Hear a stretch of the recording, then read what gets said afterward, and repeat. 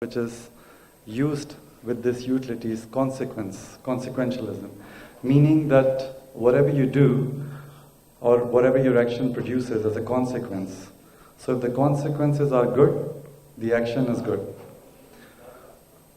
What I'd like to share with you and ask you actually, that I think that utility is attached to all our actions as well. None of our actions are subtracted of utility. All our actions are usually, all our conducts are trying to get some kind of utility at the end. If you look at our lives in terms of our social life, our political life, our religious life, economic life, we'll see that we are always driven by this theme which is determining all our actions, so that at the end we are producing benefit. So, just to think of some examples, religious examples. We are doing our taqibat, our namaz. We know that at the end there is a sabab for it. We're producing utility. Yeah, that's one of the major principles behind our actions, whether we know it or not. It is like oxygen or air to human beings, or water to fish. We don't realize that all our actions are are always directed towards utility.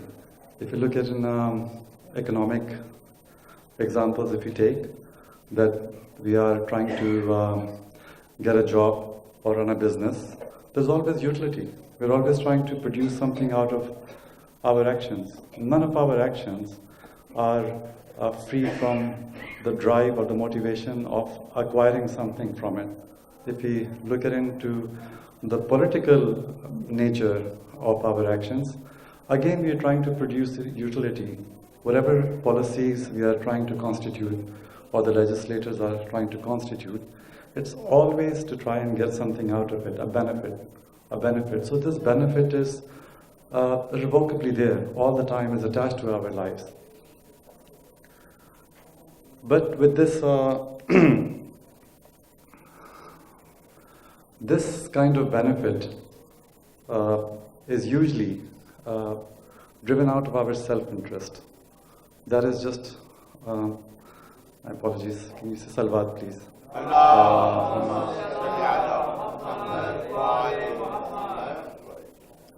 One more salawat please.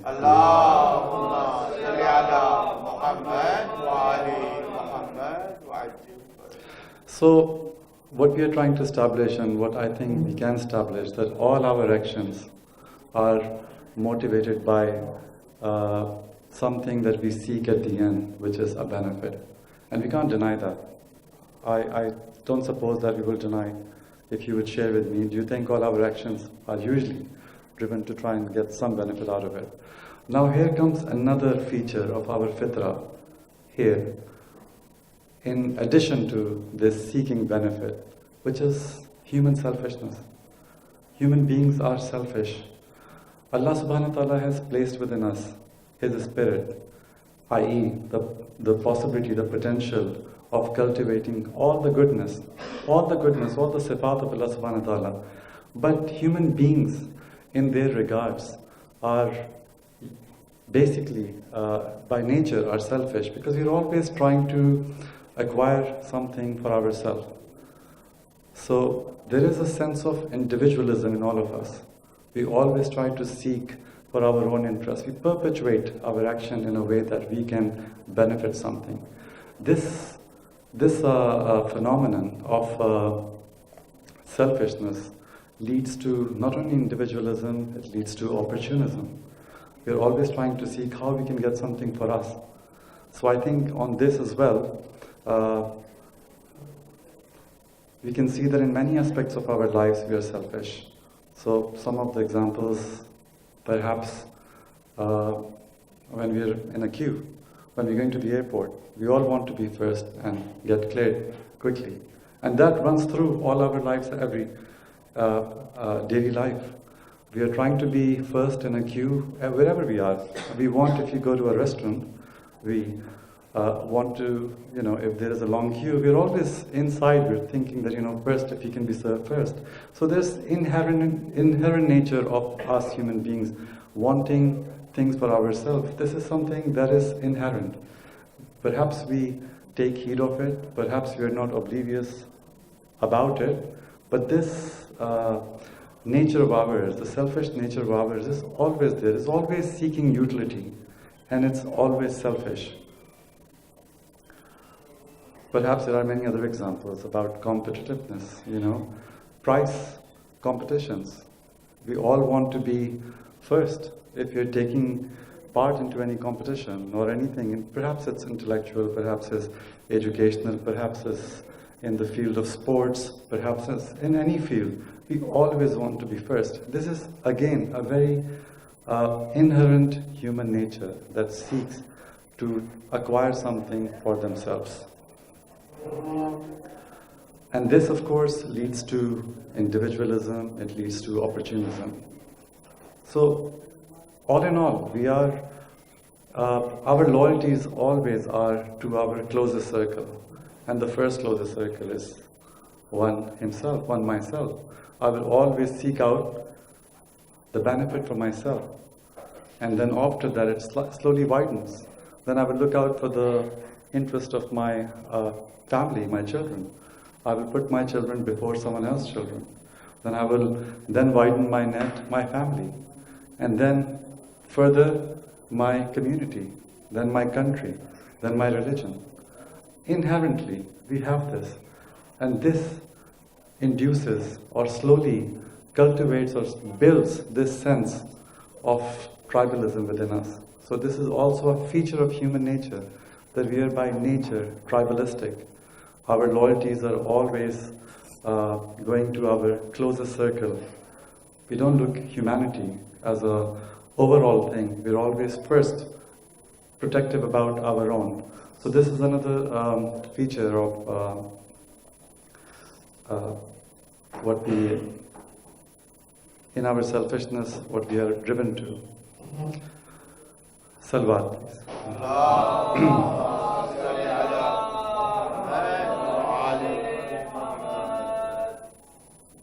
So the question is that if we are able to establish that we are by nature looking for utility in every action that we carry out, every action that we conduct, there has to be some kind of faida, some kind of sabab, whether it's our political matters, whether in our social matters, whether it's in our economic matter, whether it's on our religious matter. We're always seeking faida. And then, in addition, what comes next is our selfishness, which actually is the impetus for seeking faida. Because of our selfish nature, we are always looking for faida. So, our loyalties are always drawn to the first circle, and then the second circle, and the third circle. Now the question is, should our loyalties gravitate toward truth and justice? What will be the difference of us as human beings looking for our own interest and human beings whose interest is about truth and justice? Not our first circle, not the eye of I-ness, not my family, not my community, not my country, not my religion even. If I knew a Muslim brother who got embroiled in some kind of dispute with or conflict with somebody who's perhaps a non-believer, or perhaps a Christian, or perhaps a Hindu, my propensity, my tendency is to, by default, I try to protect my Muslim brother. Do I actually see that in that instance, in that event or that conflict, it could be perpetuated by my Muslim brother, and maybe the other person is with the truth or is not as a fault? But do we actually do that?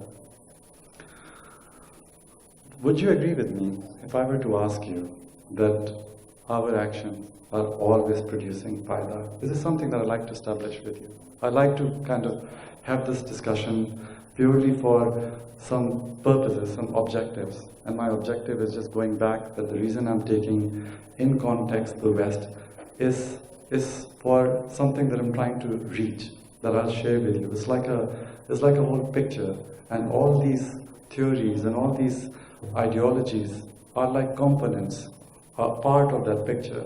I really think that we need to undo this picture so we see how we fit into this picture, because we do fit in this picture. Would you agree that our actions are usually directed towards producing some kind of fayda? Even in religious matters, there is a reward for certain taqibat, isn't it? For Hajj, for Zakat, there is a reward. So, brothers, do you agree with me that? Yeah. And would we, to an extent, okay? But by nature, do we agree that we are usually, we have a tendency to protect our own, this. Yes, yeah, it's raw nature, right, absolutely. So we have this raw nature. So this raw nature cannot allow ourselves to put the truth and justice before our own interest. Is that something that we would agree? That would agree, okay. So this is what I'm trying to establish. If we agree on this, Salawat, please.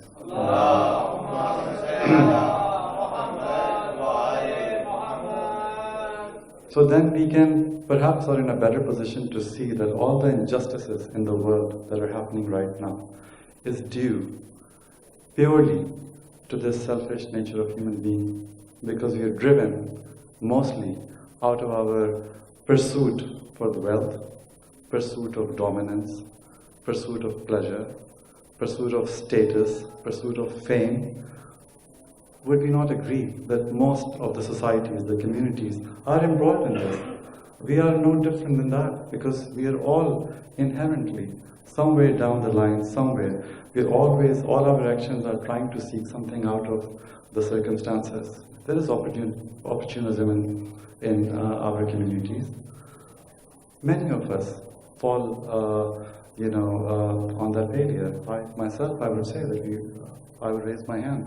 This individualism that we have in terms of in our business life, in our work life, we are trying to look out for our interest. It is so, there's a term usually used, tacit intentionality, which is something that is below the surface. We don't even realize that we are selfish. We don't even realize that we are always out for our own interest. Doesn't matter how, even when we go to mosque, we want to be in, often, I'm talking about most of us, I will include myself, without realizing we want to be in the front row, or it's just an example. We're always trying to be first, we're always trying to be the one who benefits first. This is something that inherently in societies exists. So the reason that it's in the context of utilitarianism is trying to establish something that our actions are always also seeking utility. So in the West, these societies are driven by this very notion, very phenomenon that you need to, the welfare of the society is in the maximizing, the benefit of the society is in maximizing the welfare, general welfare, and that they see as happiness, as pleasure. Salawat, please.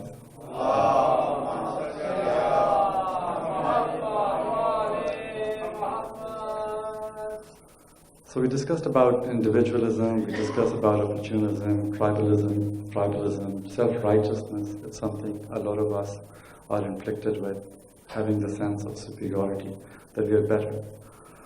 Now let me ask you a question, just slightly deeper, and I hope that you'll forgive my audacity. But really, really, really, I just think that the whole, the most important thing that we should be taking as a task is analyzing our nafs. And these examples that I'm giving is just to bring out on the table the ills of our nafs. If we are not aware of those ills, I don't think we'll ever be in position to try and embark on a journey to try and go through the tazkiyah nafs, which is a task that we should all be taking. Tawheed, the mission of Tawheed is actually to build a Tawheedi society. And the concept of a Tawheedi society is a virtuous society, is to build a society on good character or of individuals. So it's a total sum of individuals producing or establishing a good society, a just society. That's a Tawheedi society. So this example that I'm going to ask you, please forgive me for this, but just to get to my point, I would like to ask you, imagine on any normal day, or on any ordinary day. It's not an ordinary day, by the way, but on an ordinary day in the sense that, perhaps you do your namaz of Zuhr, and after Zuhr you like to perhaps read Quran Majid for maybe 20 minutes, half an hour, a chapter or something. Now imagine on one particular day, you have to, as you normally do, would do your salah, would do Quran. But imagine on this day, it's a cricket match, of finals. And not only a final cricket match, perhaps between India and Pakistan. Yeah. So, what, out of our nafs, we're just talking purely about nafs, I would like to hear an honest answer. What would give you pleasure? And take out the responsibility factor, external moral obligation. But just let's share. What would give us pleasure? Would it give us pleasure to do our namaz and Quran? Actual pleasure about the nafs I'm talking. Or would we get pleasure from probably watching that match and having some nice food with family and friends? Now I'm really being audacious to ask you this question, but really I'm trying to drive to a point which I think is very important. Unless we face some of these facts about our nafs, I don't think we will make much of a mileage on this. So, I will raise my hand. Okay, yeah. Sorry? Yes, yeah. You will get pleasure, right? Perhaps your moral compass would be telling you, showing you that no, you need to be getting pleasure in Quran, reading the Quran and reading your namaz. But the nafs, it takes us towards our desires, to fulfill our desires. This is a natural cycle of human beings. You can't get out of it. While I say can't get out of it, that is with reservation. Salawat, please.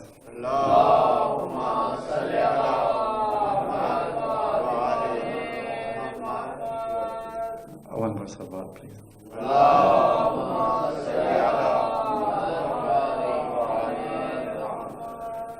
So if we really want to progress, I think we really have to reconcile ourselves with these facts, which are just like water for the fish. She doesn't know she's in the water.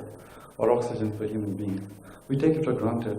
Everything that we're doing is directed towards a final purpose, which is to get pleasure, to be pleased. Everything else is means. Whatever we do are means.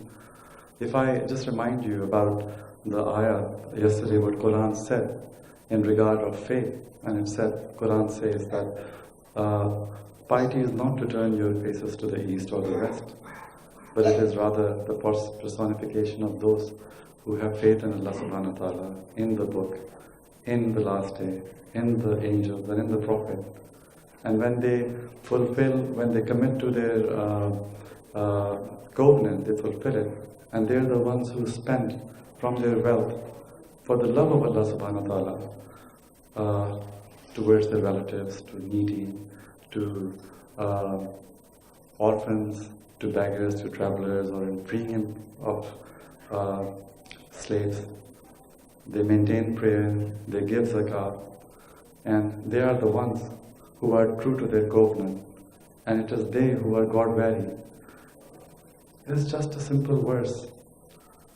But if we put all what I said here about our nafs driving towards fayda and driving us towards selfishness, can we really be honest and say that could we see ourselves in that category? Those who are steadfast, who are patient in stress and distress, that was one part I didn't recite. Those who are patient in stress and in distress and in the heat of battle. And they are the ones who fulfill their covenant, and they are the ones who are God-wary. So if our actions are always towards fayda, whether in our economic life, whether in our political life, social life, whether in our everyday life, which is routine, getting education, getting married, and the whole cycle, we are always driven by some kind of motives which are about the worldly acquisitions. and that selfishness is entrenched within us. It's like really the spirit of Jahiliyyah was very much largely influenced from all these ills. But if we are, could we really say that we fall into that category? To be patient in stress and distress. We don't like stress. We try to repulse stress. If stress coming, we want to avoid that. If whatever that takes, if that takes depriving someone else right, we would do that. Inherently. We're not even aware of it. It's important that we understand this. And the reason that it's important that we understand is to then strive towards the real purpose that we have. So the question is morality or fayda? Or sorry, utility or fayda? I keep giving a, to correlate that word fayda with utility or benefit. Is the only principle in morality that we need to try and unravel in, inshallah, together in the coming majlises. That is morality, or is utility or fayda, is the only principle in morality. That's something that we need to investigate. So the person who introduced utilitarianism, which we're discussing, utility, to him, like I said, the highest principle of morality, or individual morality, or political morality, because the total sum of individual becomes politics. So the highest principle of morality, individual or political, is to maximize the utility. So what is this utility? What is this utility? This utility is pleasure. What gives you pleasure? So in reference to the pleasure, this theorist or the ethicist, he, according to him, it is simply happiness. It is simply that what, makes you happy. Salawat.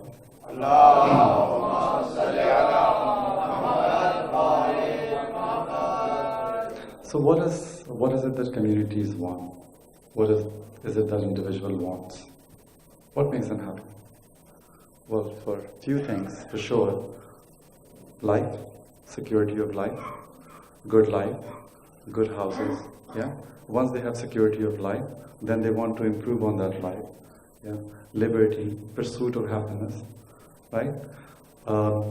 Good houses, holidays, and you can add the list, the world that we live in, right? We have so many of these desires that we're trying to fulfill. A community wants to be secure. A community wants to, so in that security comes police force, comes, defense and all those different parts. So society is seeking that. And legislators are providing that, right?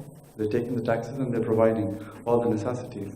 But then society is actually wanting more, because the calculus they have is about happiness, is to get pleasure. So they want to have a lot of holidays, they want to acquire a good house, a good car, a good status. All that, the government is facilitating that. So now you understand that in the theory of utilitarianism, it is about the total sum of happiness of individuals. And that is morality. So legislator has to facilitate that, provide that. So this is utilitarianism. So this is what societies want, which is fayda. And the legislator, his calculus is always working on maximizing the benefits. Mills, who was an ethicist again, for utilitarianism, he said that the desirable pleasure is one, that if between two pleasures, like I said about reading Taqibat and Quran, on the other hand watching a cricket match, right? So he suggested that if there are two pleasures, and whatever most people will agree that they prefer, then that is the most desirable pleasure. So you can now understand in a society that most people want things. If most people want an easy life, a good life, a life that brings worldly acquisitions, and most people, it's like democracy. This utilitarianism is almost synonymous to democracy. So if more people the majority wants something, then the minority have to accept that. Yeah? And that morality will be enforced. Salawat.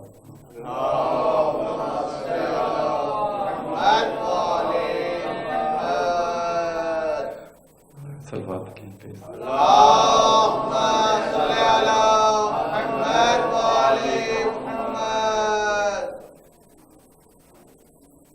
Salawat.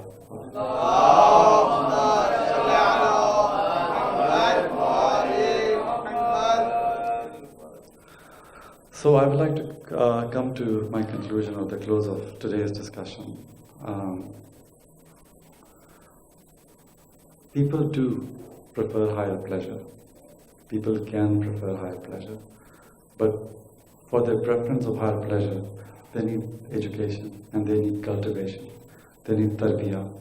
As Dr. Saab, you said that some of us, but inside, although we have this inherent nature of selfishness, there is also a potential of appreciating higher pleasure, appreciating the most absolute higher pleasure, perhaps social justice, perhaps looking after or servicing humanity. But for this, we need education, and we need tarbiyah, and we need cultivation of our nafs. It is all about nafs. Everything is related to nafs. So if we want to see that we are not driven by this, by seeking this fayda, this utility, and if we're not driven by this impetus of our selfish nature, selfish desire, that I want this, me first, I first, my family first, my children first, we really need to go through a cultivation process of our nafs. It is all about nafs. So in comparison to, is utility or fayda is the highest principle of morality alone, it is not. It is our duty, and it is morality which is unconditional. You're not looking for fayda. Because our Imam did not look for the utility or fayda. Although in a bigger sense, in a broader sense, he has produced utility for all the nations to come, all the more generations to come. They can all be inspired for how he stood up for the truth and justice. But he did not look at utility. He did not look at fayda. He could have looked for his fayda. He could have saved the life of Hazrat Ali Akbar. He could have saved the life of his 6-month-old son, Hazrat Ali Asghar. But he did not put utility first. He did not look into fayda, and his nature was completely contrary to selfishness.